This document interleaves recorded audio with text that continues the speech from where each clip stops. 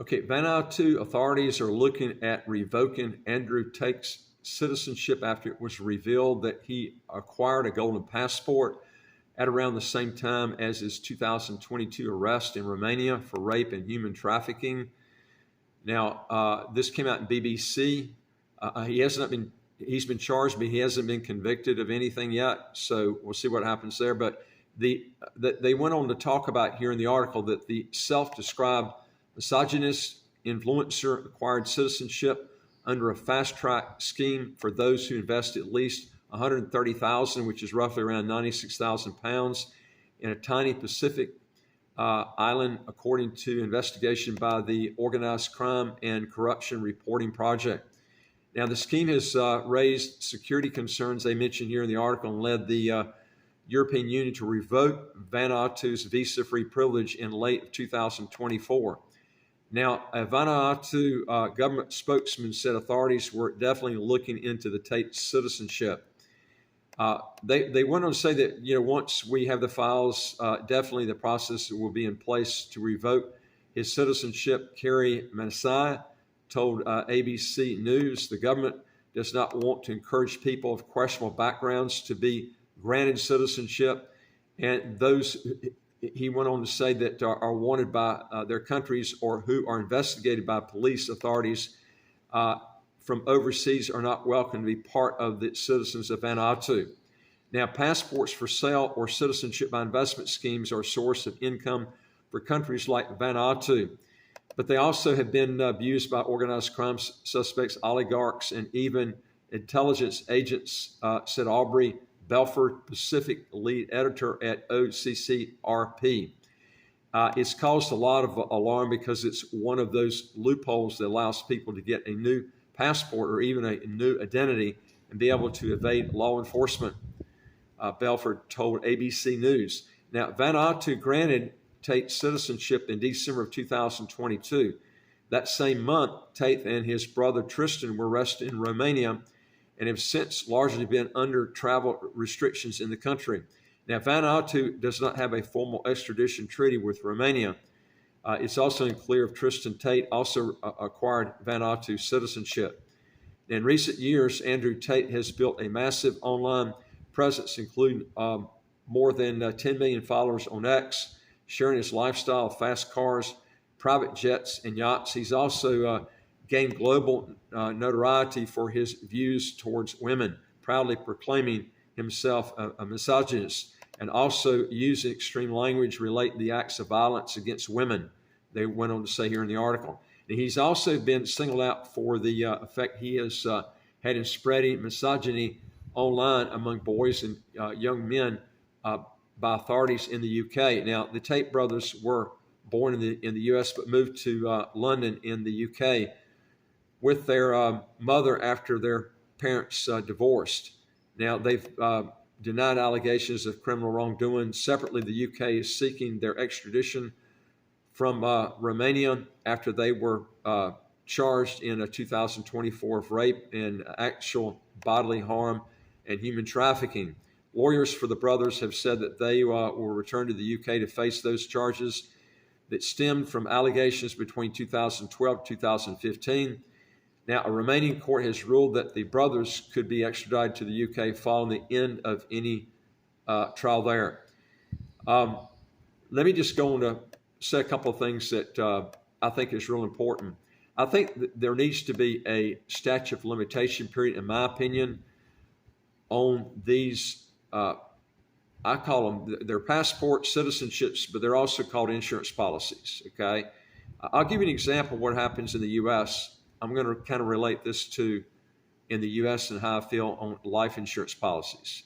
In the U.S., if you buy a insurance policy, okay, and I think everybody should be truthful in these applications too, by the way, before I go through this. If you've got, usually these applications will ask you if you've got problems or you think you might have problems coming. And if you don't put everything that you know on there, okay, then you're subject to two things. First of all, there's several background checks that could pick it up, okay, if you have a problem, which means any money that you've paid in, more than likely you're going to lose those funds, or probably most of them, okay? So you need to be totally truthful in these applications. At the same point, there is another responsibility on the other end, and that is of the background check company and also the company, the country that's actually issuing these passports.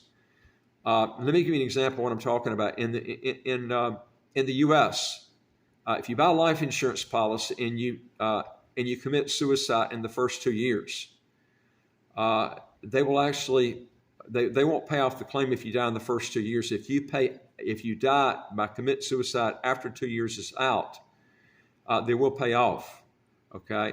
Also, there are, dependent on the state in the U.S., you've got situations where people who have lied on applications. Well, usually, typically after 2 years, which is the incontestability clause, even if you lied on the application after 2 years, if you die from that condition, then they usually pay off. It depends on the state where you buy the policy, and this is the way it was, 25 years ago. Now, some of the states have changed the laws. I'm just telling you, when I was in the business for 25 years, okay, there should be a statute of limitation period on these policies. And when I say policies, I'm talking about, second passports, because what happens if someone gets one of these second passports and 4 years, 5 years, 6 years down the road, something comes up? Okay, when are you going to have the cutoff period on this? This is the thing. And if the background check companies are so sorry they can't pick up on this, like for instance with Andrew Tate, I would have thought these background check companies would have picked the phone up and called Romania to find out. They knew also he had a passport from UK. If the government is not open enough to divulge that information, if they have information, okay, then there's a problem there, okay? And then you've got a problem also with the background check company. Are they lazy? Are they really doing their work and trying to find out the information ahead of time?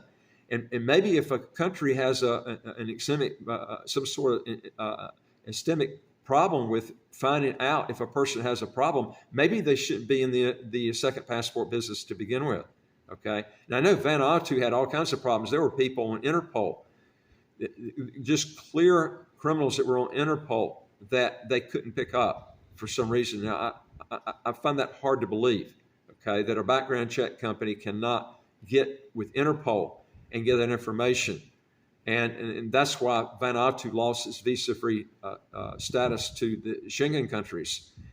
But there should be some sort of cutoff period, because it's, to me, it's like an insurance policy. There needs to be a statute of limitation period, like I just mentioned to you, on suicide, and also on if you've got a health problem or something, you knew you had it, and after 2 years there's there's line on that application, and where they will there's a 2-year period where basically they still pay off, but it's after that 2-year incontestability period it has been finished, which is usually 2 years.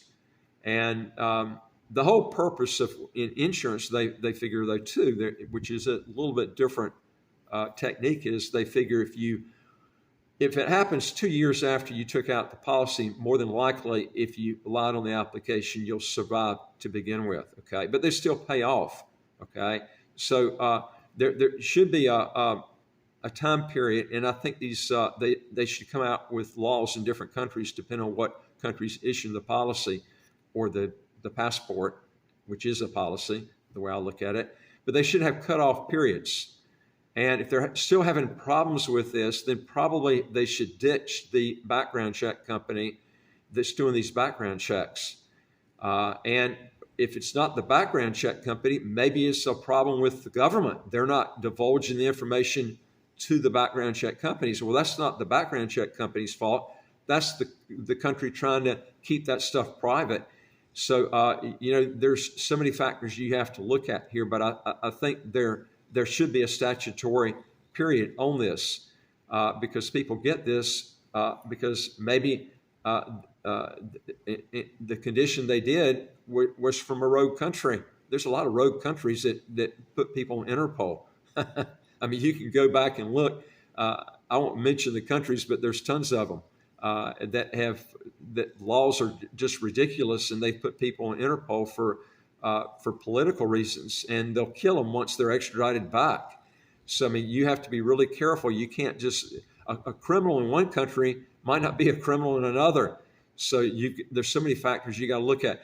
Anyway, folks, if you want to learn more on this, also you can help us out tremendously. If you like our videos, give us a thumbs up. It helps on the algorithm of our channel. And also, if you want to get these videos automatically as they come out, hit the subscribe button on the right of your screen here, and you'll get these as soon as they come out. And I would like to hear from you. If you got a question or comment, put it below. And if you want to legally get your income taxes to zero, how to get a second passport as quick as 6 months to a year, go to our website, www.citizenshipquickly.com, and just ask for some help. And I look forward to talking to you on the next video. Take care.